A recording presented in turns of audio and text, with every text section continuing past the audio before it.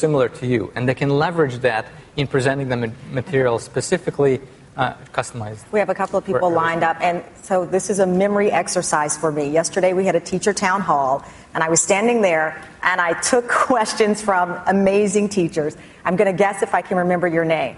Todd, Flint, Michigan. Yes. Yes. Yeah.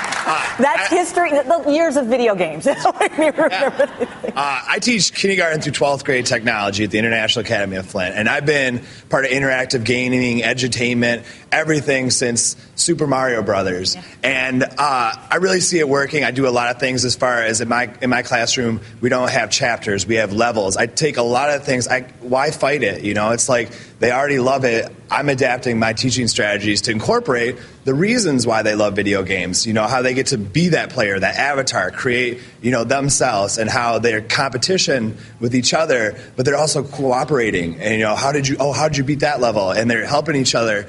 So I bring all that stuff, and I do this in the classroom. But here's my question, is I have these really, you know, those kind of games, they're very graphic intense, you know, very focused.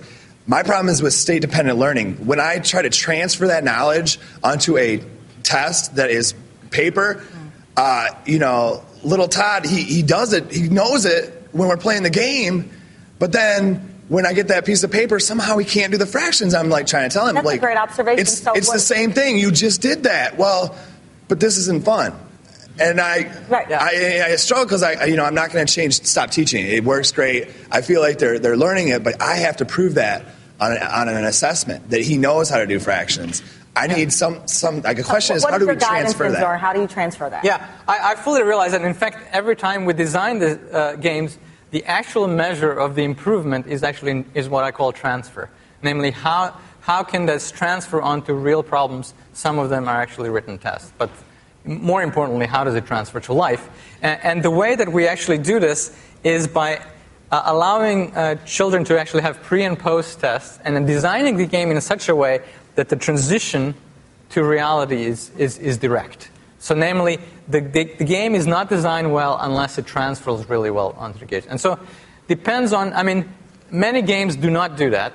Designing games for that particular purpose takes more time and more effort, and it requires more data to feedback into that particular process. But that's exactly what we're doing. And some of these studies that I showed you were actually on test data, not on games. On just the games themselves. How many of you are convinced that this goes beyond Angry Birds? Are you convinced this is the way of the future? 2 people? 3? More. Okay, I was a little worried there for a second. Okay, we have someone on the other side of the conversation. What's your question, ma'am? Yes, I'm Ann Bryant with the National School Boards Association, and I'd love you to just talk about the kind of professional development